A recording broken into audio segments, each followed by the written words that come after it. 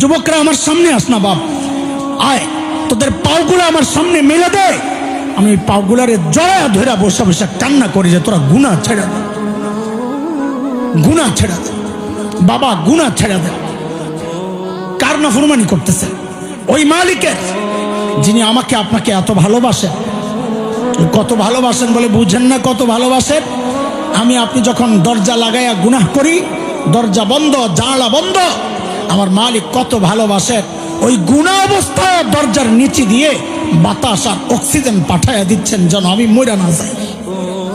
সেই মালিকের নাফরমানি চলতেছে প্রতিনিয়ত। বলেন তো একটু, এই গুনাহওয়ালা চোখগুলা নিয়ে মালিকের সামনে কেমনে দাঁড়াবো বলেন তো?